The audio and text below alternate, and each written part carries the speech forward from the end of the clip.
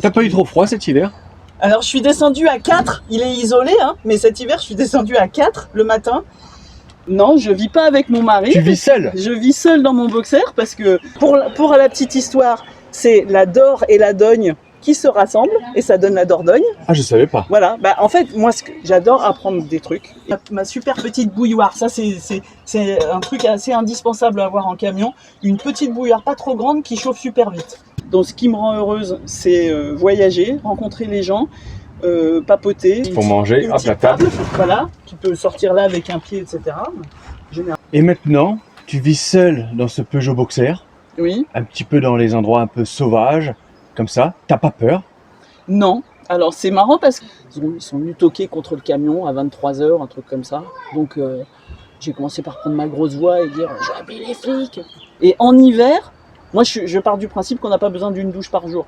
Donc après, là j'ai de l'eau, je peux faire une petite toilette de chat. Et après, la chose dont je me suis rendu compte, c'est que quand on vit en camion, eh ben, on est beaucoup plus économe dans plein de trucs. On utilise moins d'eau, on utilise moins de tout en fait. L'eau, pour pas être obligé de recharger sa réserve trop souvent, eh ben, on fait sa vaisselle différemment. Enfin, voilà. Je vais pas à Park Fortnite parce que voilà, je trouve que c'est cher payé pour ce que c'est et puis j'ai pas très envie de me mettre entre deux autres camping-cars. Les cimetières, les robinets des cimetières pour choper de l'eau. Si on a très fort envie de faire quelque chose, faut pas avoir des regrets plus tard de se dire ah j'aurais voulu faire ça et je l'ai pas fait. Parce que j'ai cherché, j'en ai visité d'autres et il y a des gens, ça les gêne pas de te vendre un truc, il y a 3 bouts de planche mis en vrac comme ça, ils te disent c'est aménagé, oui, et ils te vendent ça 20 000 €. Dans cette vidéo, on va aller retrouver Isa qui a une expérience incroyable à nous partager.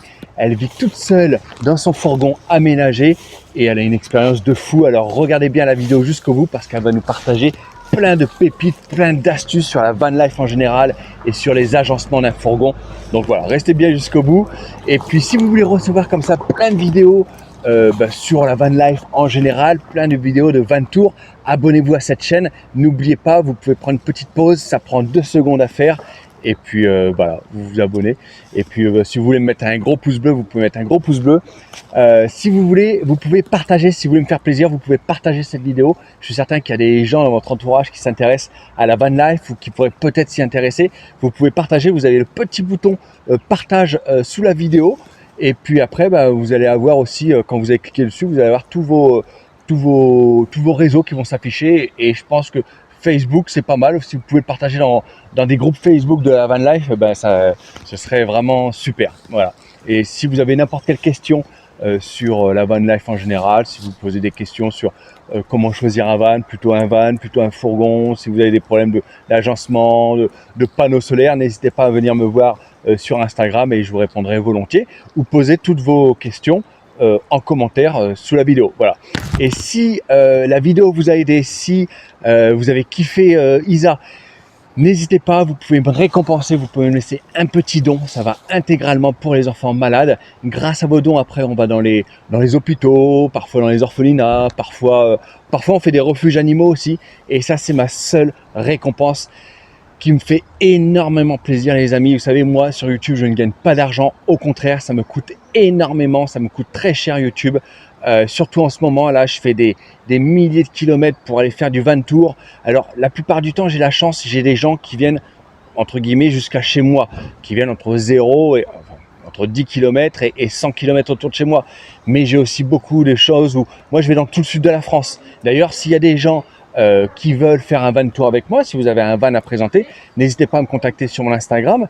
Et voilà, moi je me déplace dans tout le sud de la France. Alors c'est mieux quand vous venez dans ma région, je perds moins d'argent, mais sinon voilà, je me déplace quand même dans tout le sud de la France. Là, il n'y a pas longtemps j'ai été à Pau, j'étais à Annecy, j'étais à Nice, j'étais dans le centre de la France et ça me coûte énormément cher. Quand je vais faire 400 km pour y aller, c'est 800 km aller-retour et ça me coûte toujours entre 200 et 300 €.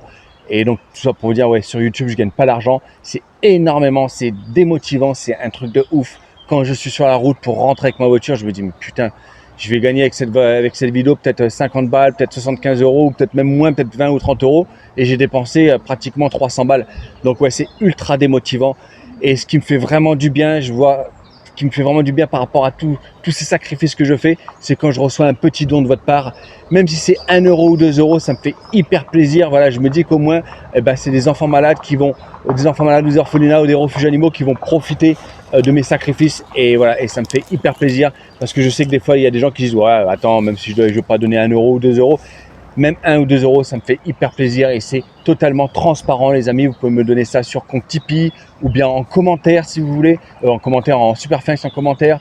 Tout est transparent, tout le monde peut voir qu'est-ce que vous donnez. Et après, moi, je vous dédicace dans chaque vidéo. Vous allez voir, vous avez plein de vidéos sous la vidéo en description. Quand je fais plein de vidéos comme ça, où on va dans les hôpitaux et tout, je le fais même avec d'autres youtubeurs des fois.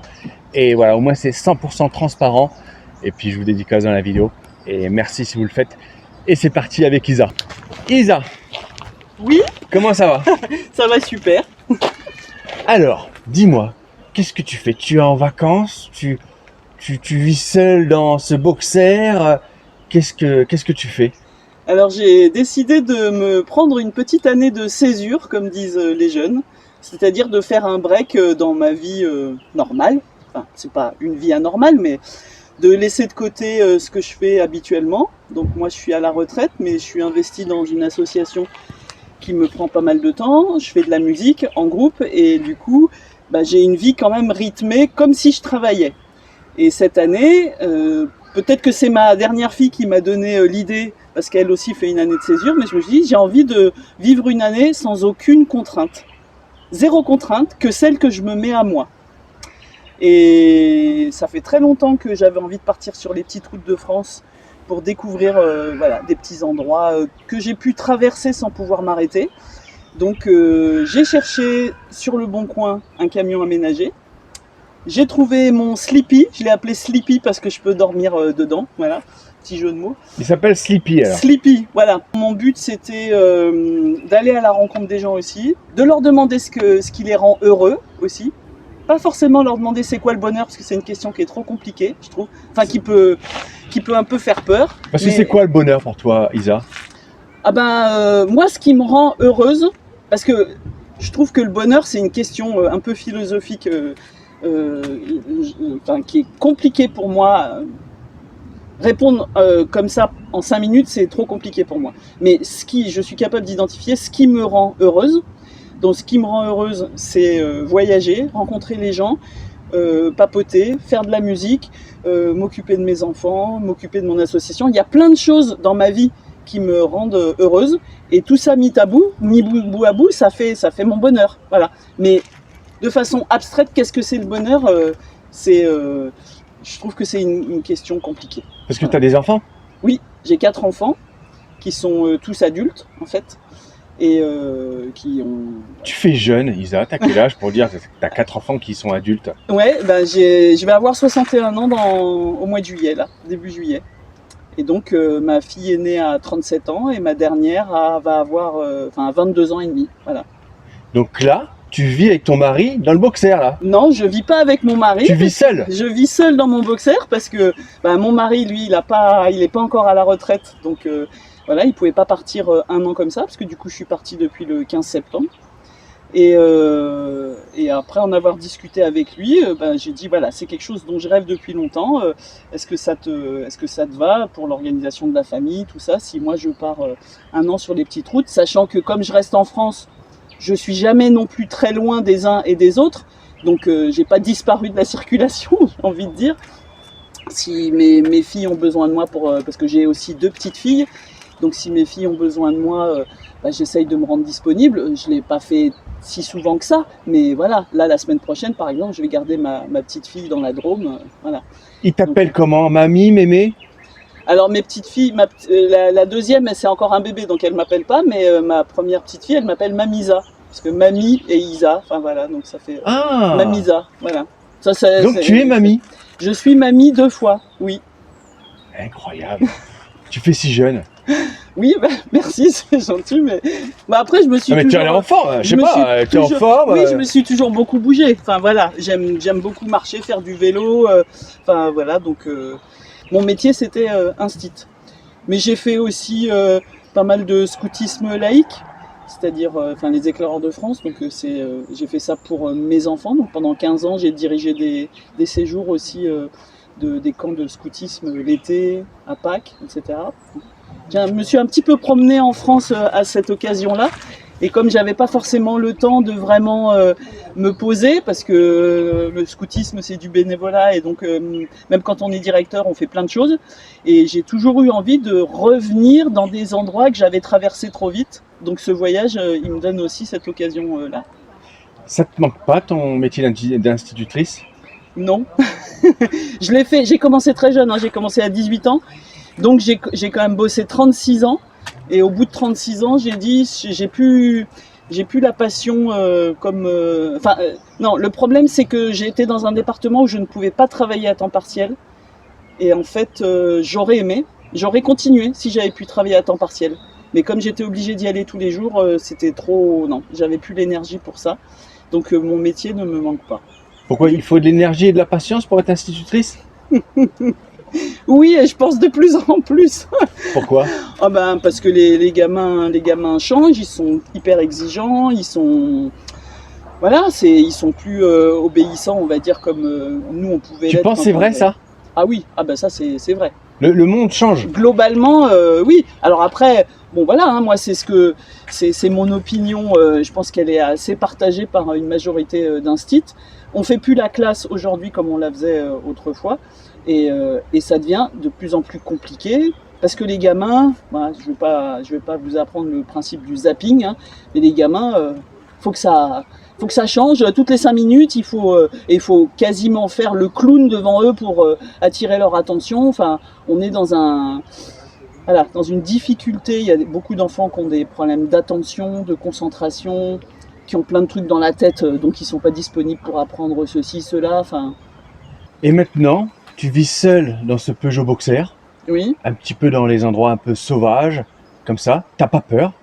Non. Alors c'est marrant parce que c'est des réflexions que me faisais déjà quand j'ai un petit peu voyagé vite fait en vélo, hein, pas sur une année, mais quand un truc qui m'a frappé, c'est que quand j'allais boire des cafés comme ça sur ma route et que je disais que j'étais toute seule, souvent les femmes qui tiennent des cafés me disaient « Vous avez pas peur ?» Et je dis « Mais peur de quoi ?» Non, il m'est jamais arrivé quoi que ce soit. Et non, j'ai pas peur. Mais je suis pas quelqu'un de peureux. Enfin, j'ai pas un tempérament peureux.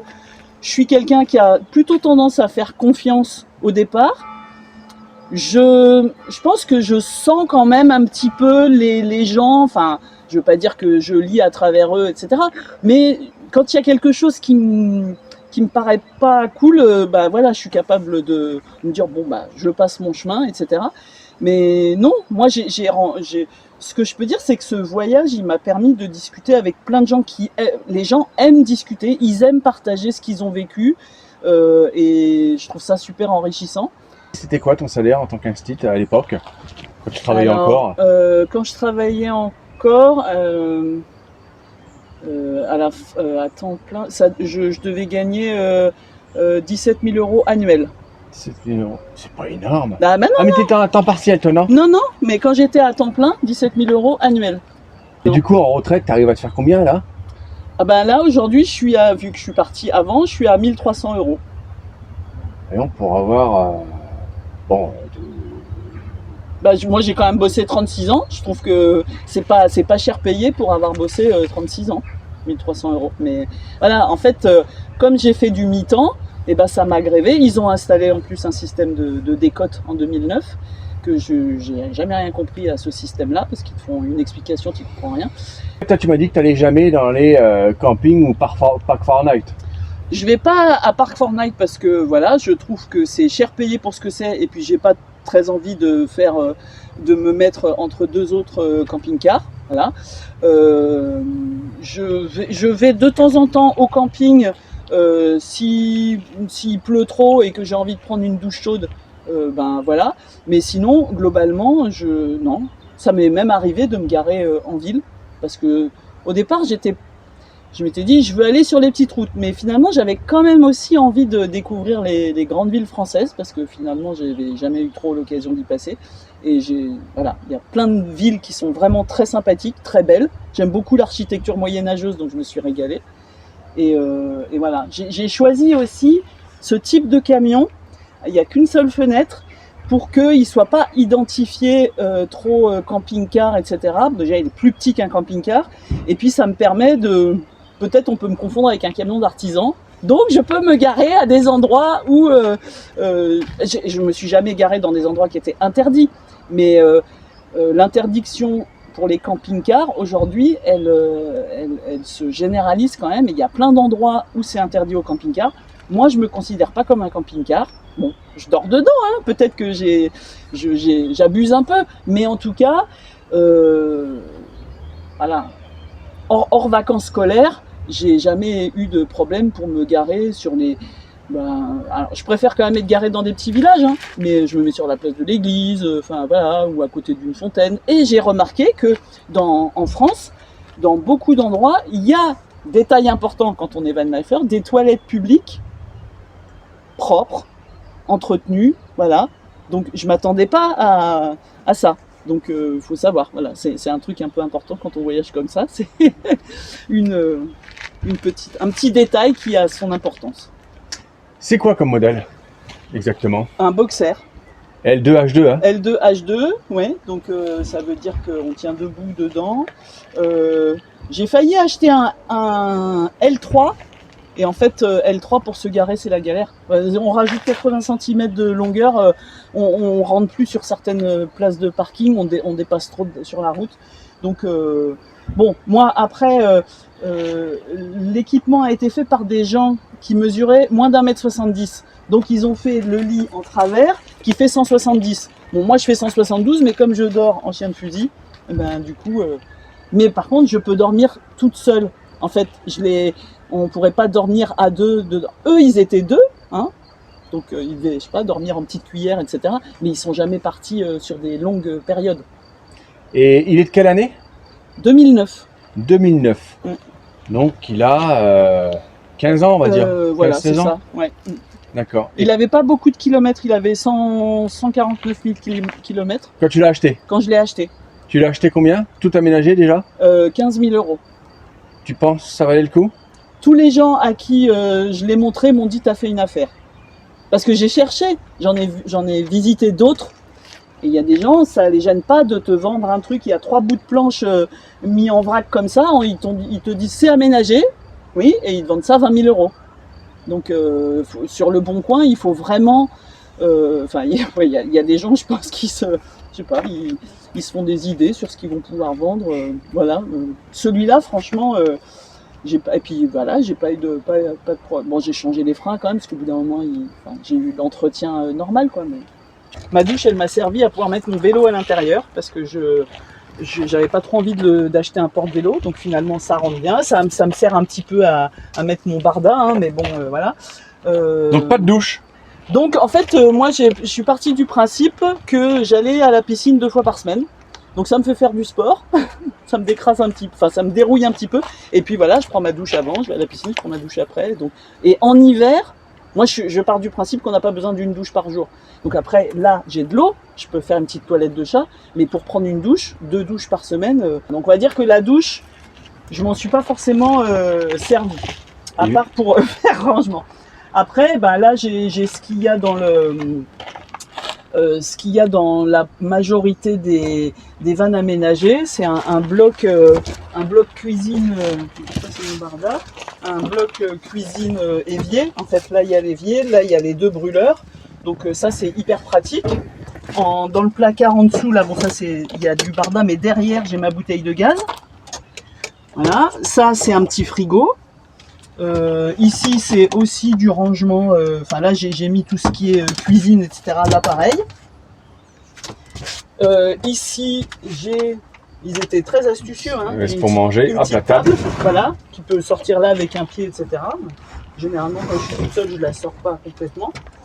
Et puis en dessous, ça c'est des rangements pour les vêtements. Là j'ai mes chaussures. Ils avaient fait une petite banquette, là j'ai le chauffage en fait qui sort par là. Pour l'hiver. Pour l'hiver. Donc un chauffage, c'est pas Webasto, c'est Autotherme, c'est la même chose. T'as pas eu trop froid cet hiver? Alors je suis descendu à 4, il est isolé, hein, mais cet hiver je suis descendu à 4 le matin. Bon, moi je suis pas quelqu'un de très frileux, mais on sort... Une petite pause dans la vidéo. Merci à tous si vous êtes encore là dans la vidéo parce que elle dure longtemps. Donc merci à tous. Montrez-moi que vous êtes encore là dans la vidéo. Marquez-moi en commentaire. Son fourgon aménagé est incroyable. Voilà, marquez-moi en commentaire, son fourgon aménagé est incroyable. Comme ça, je verrai encore ceux qui sont là dans la vidéo. Puis ça va aider aussi au référencement, je pense, peut-être de la vidéo. Donc merci si vous le faites. Et n'oubliez pas surtout de partager après, de partager cette vidéo. C'est facile à faire. Sous la vidéo, vous avez un petit bouton partage. Et après, vous avez tous vos réseaux sociaux qui s'affichent. Je pense que le plus simple, c'est Facebook. Et peut-être le mieux, c'est les groupes Facebook. Si vous avez des groupes Facebook, c'est facile. Vous avez juste à cliquer sur le groupe et à partager, ça prend 2 secondes et moi ça m'aide énormément. Je vous crée du contenu, c'est beaucoup de travail, je gagne pas d'argent sur YouTube comme je le dis et si vous le faites vraiment c'est aussi une belle récompense, donc merci à tous si vous le faites. Et puis si vous avez des questions sur la van life, n'hésitez pas à venir me voir sur Instagram et mettez-moi un gros pouce bleu et n'oubliez pas de vous abonner pour recevoir tous les prochains van tours ou fourgon tours. La couette, j'ai jamais eu froid parce que j'ai une astuce. Mettre 2 petites couettes l'une sur l'autre, ça fait une lame d'air, ça fait plus chaud que de mettre une grosse couette. En fait, je m'en suis pas rendu compte, hein. J'ai acheté la couette par hasard qui était en 2 morceaux. Et en fait, c'est mon cousin l'autre jour qui m'a dit, ah ben oui, en fait, s'il y a 2 morceaux, il y a une lame d'air, ça rajoute à l'isolation. Voilà. Donc en fait, moi, le matin, si de temps en temps le démarrage du chauffage est là. Donc vraiment, quand il faisait trop froid, je le lançais un petit peu. Mais la plupart du temps, moi je traîne pas au lit, hein, je me lève, un gros pull, une petite boisson chaude, et puis hop, on est parti. Parce que le but c'était de... Enfin, je suis restée... Si, il y a un endroit, j'ai découvert la ville de Caen, que j'adore comme ville. Là, je suis restée 3 jours. Parce que si j'ai rencontré des gens, j'ai papoté, etc. Mais sinon, j'avance quand même un petit peu chaque jour. Donc le matin, voilà, je traîne pas au lit et puis après c'est une cabine qui se réchauffe quand même assez vite, donc je l'ai pas le chauffage, je l'ai un peu utilisé mais pas tant que ça, enfin un petit peu le soir si je voulais me faire à manger, voilà, mais il est quand même isolé quand je l'ai cherché sur Tu sais comment ils l'ont isolé, non? En fait il y a on voit où est-ce qu'on voit là, en fait il y a un truc qui s'appelle multipli ou je sais pas quoi, enfin ils ont fait multicouche.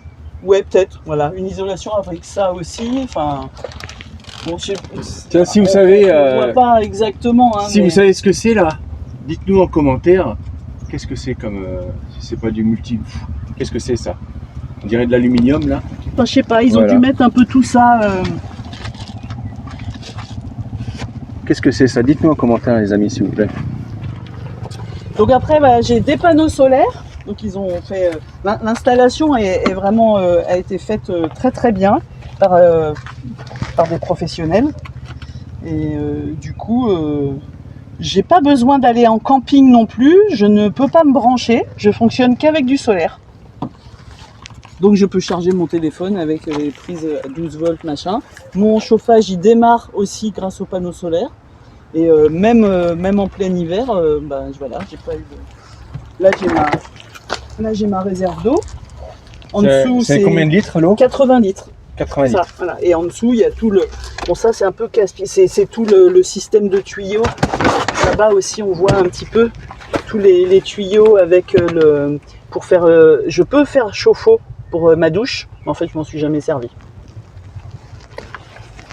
D'accord. Et donc l'eau de cette cuve, oui. Est-ce que tu t'en sers aussi pour boire? Non, parce qu'en fait, moi j'aime pas trop l'eau qui séjourne dans du plastique. Donc en fait ça c'est vraiment pour faire, bon je peux me laver les dents avec, hein, mais c'est vraiment pour faire la vaisselle, pour faire voilà. Après l'eau, moi j'ai des gourdes aussi à l'intérieur. Je vais chercher l'eau pour boire dans les fontaines publiques ou vraiment ça, j'ai dû acheter cette année 3 grosses bouteilles, là, les grosses bouteilles de 5 litres là, pour avoir de l'eau de source à boire. Mais pas tant que ça, hein. Oui, j'ai dû acheter depuis presque un an 3 bouteilles. On se débrouille assez bien avec les fontaines dans les villages. Ça c'est très pratique le petit tuyau pour s'alimenter. L'astuce aussi, moi, je pense qu'il y en a plein qui le savent déjà, hein, les cimetières. Les robinets des cimetières pour choper de l'eau parce que voilà, après de l'eau gratuite parce que sinon dans les Les Bornao, Parc Fortnite et compagnie, la plupart du temps c'est payant. Bon, en soi, c'est pas choquant de payer l'eau, hein. L'eau, elle a un coût aussi. Mais bon, voilà, quand il n'y a pas de borne, en tout cas, dans les cimetières, c'est généralement possible de se ravitailler. C'est ça qui m'a plu dans mon voyage. C'est de encore mieux découvrir mon pays et surtout, voilà, cette zone du centre de la France qui est quand même... voilà, je pense que c'est pas... Bon, il y a des gens qui vont facilement en vacances dans le Massif central, etc. Mais la Lozère, voilà, Corrèze, tout ça. Au sud, on y va plus facilement. L'Aveyron, tout ça, c'est connu pour le tourisme. Mais je pense que le Cher, par exemple, je sais pas s'il y a des gens qui vont en vacances dans le Cher. Tiens, dites-nous en commentaire là s'il y a des gens du Cher, de la Creuse. Tu as parlé du Cher, de la Creuse. Ouais, la Corrèze. La Corrèze. Ouais. Et quoi encore autour du Massif central que tu nous as dit que c'était paumé? Alors après, il y a un bout du Lot, en haut du Lot, c'est paumé parce que c'est dans la montagne. J'ai découvert aussi que par exemple, la Dordogne, ça peut être une rivière ou un fleuve très montagneux au départ. Moi, je connaissais des morceaux de ces rivières. J'avais fait le Lot à vélo. Là, j'ai découvert le Lot des montagnes avec des lacs de barrages magnifiques. Et la Dordogne, c'est pareil. La Dordogne, elle prend sa source dans le Massif central. Pour la petite histoire, c'est la Dor et la Dogne qui se rassemblent et ça donne la Dordogne. Ah, je savais pas. Voilà. En fait, moi, j'adore apprendre des trucs. Et du coup, ce voyage aussi, ça me permet... Alors, j'ai écumé les musées, voilà, et de discuter avec les gens. On apprend plein de choses aussi quand on voyage comme ça. Et voilà, donc la Dordogne, en fait, avant d'être la Dordogne avec les canoës qu'on connaît, c'est aussi un fleuve qui passe dans des régions montagneuses, avec des gorges magnifiques, avec des lacs de barrage magnifiques. Enfin, voilà. Donc c'est des coins, voilà, qu'il faut découvrir parce que c'est vraiment... Alors, s'il y a des gens qui sont de la Dordogne, du Cher, de la Creuse, de la Corrèze, si vous avez déjà été là-bas, passer des vacances ou si vous y habitez, dites-le nous en commentaire s'il vous plaît sous la vidéo. La seule fois où j'ai été enquiquiné, mais ça m'a pas empêché de continuer mon voyage, j'étais posé sur un parking dans une ville et je pense qu'il y a des zigotos qui sont venus toquer. Ils ont dû repérer. Je pensais que j'avais été discrète, ils ont dû repérer. Ils sont venus toquer contre le camion à 23h, un truc comme ça. Donc j'ai commencé par prendre ma grosse voix et dire « J'ai appelé les flics !» J'ai entendu ricaner, donc je pense que c'est des zigotos qui n'avaient rien à faire, qui s'ennuyaient. J'ai attendu qu'ils partent et je suis quand même allé me garer sur le parking de la gendarmerie, du coup, qui était pas loin. Mais là, je me suis dit, bon, j'ai envie de pouvoir me rendormir tranquille, donc je reste pas là, je bouge. Mais c'est la seule fois. Là, il y a 2 feux. J'ai acheté une petite casserole, une petite poêle. J'ai le minimum, je me suis pris des épices, machin, etc. Mais globalement, moi, mon expérience, c'est que, en fait, je m'achète une conserve de légumes, un bocal de légumes bio si possible, parce que moi je suis bio, voilà. Et puis je me fais cuire de la semoule. Ça prend 10 minutes avec ma super petite bouilloire. Ça, c'est un truc assez indispensable à avoir en camion. Une petite bouilloire pas trop grande qui chauffe super vite. C'est un genre d'alu, voilà. Voilà, je me fais réchauffer avec une petite casserole sur ce genre de feu. Mes légumes, ils sont chauds en 5 minutes. Je me suis fait ma semoule avant et puis voilà. Donc, et après, je peux me faire des salades, des choses comme ça. Mais j'ai pas fait de la grande cuisine, hein. Je savais pas trop en fait comment j'allais fonctionner, mais j'ai bien aimé aussi aller chez les petits charcutiers pour acheter ce qu'ils fabriquent eux, puis en même temps je papote avec le petit charcutier, je lui demande voilà comment va la vie, est-ce que voilà. Donc je me suis aussi fait des fois des petits plats chauds comme ça le soir, je m'achète une petite portion, je fais réchauffer et puis voilà. J'ai fait quelques restos quand même parce que bon c'est bien aussi, moi j'aime bien manger, mais j'en ai pas fait tant que ça parce que voilà. Au niveau du budget, après, ça fait, c'est quand même pas anodin. Et après, la chose dont je me suis rendu compte, c'est que quand on vit en camion, eh ben, on est beaucoup plus économe dans plein de trucs. On utilise moins d'eau, on utilise moins de tout en fait. L'eau, pour pas être obligé de recharger sa réserve trop souvent, eh ben, on fait sa vaisselle différemment. Enfin voilà, on se met dans une logique, c'est pas il suffit d'ouvrir le robinet et puis il y a de l'eau qui coule. Là on y réfléchit à 2 fois et puis voilà. Donc, les avantages c'est que c'est plus, alors par rapport au camping-car c'est plus petit, donc on n'est pas identifié camping-car on se gare plus facilement, on passe dans des rues plus facilement, dans des petits villages plus facilement, parce que le tonnage, par exemple, je sais pas combien pèse un camping-car, mais moi je suis en dessous de 3 tonnes. Donc il y a très peu d'endroits où je ne peux pas passer. Quand je vois certains camping-cars, ils m'ont l'air super lourds, donc il y a des routes à 3,5 tonnes où peut-être ils peuvent pas passer, ou l'encombrement du véhicule. Donc moi je voulais vraiment quelque chose où je puisse à la fois me tenir debout, donc moi je fais un 72, il y a encore un petit peu de place, hein, mais qui soit pas trop pénible à garer. Et puis par rapport du coup à les T4 ou les T5, enfin les plus petits là, ceux qui sont, c'est que voilà, moi je peux me tenir debout. Je pense que pour vivre dedans, se tenir debout, c'est quand même confortable, parce que si on est tout le temps en train d'être assis pour cuisiner pour un, je pense que donc pour du long cours, je pense que voilà, moi j'ai pas regretté mon choix d'avoir quelque chose assez grand, mais pas trop grand.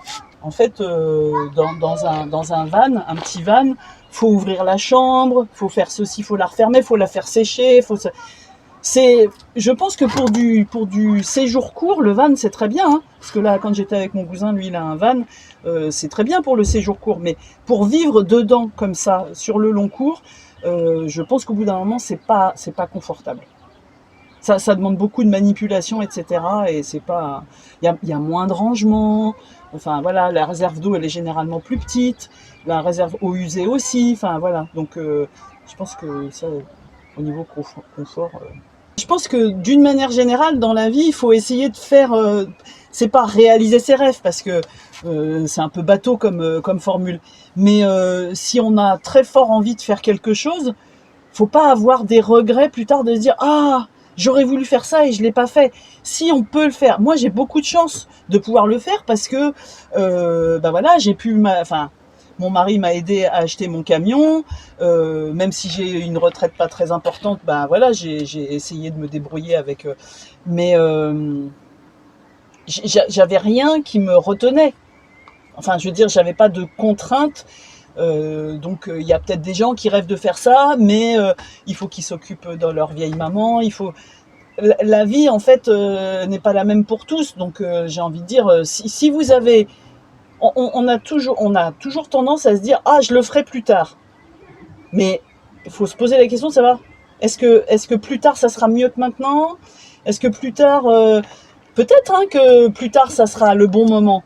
Mais si on n'arrive pas à identifier vraiment des raisons incontournables, si c'est juste oh, je sais pas, j'hésite, j'ai peur, je pense qu'il faut pas avoir. Enfin voilà, c'est pas dans mon tempérament d'avoir peur, mais donc moi je pense que d'une manière générale dans la vie, il faut aller vers ce qu'on a envie de faire, et puis pas se dire ah oui mais peut-être que avec des peut-être on fait rien, on se lance pas. Et bon, moi je pense qu'il faut, si on peut, voilà, on peut se lancer. Mais après, j'imagine que c'est pas faisable forcément par tout le monde, hein, mais en tout cas, moi j'ai croisé plein de gens qui disaient ah ouais c'est super, j'aimerais le faire, et peut-être qu'ils vont le faire un jour. Merci Isa. De rien. Merci à toi. Avec plaisir. Salut. Au revoir.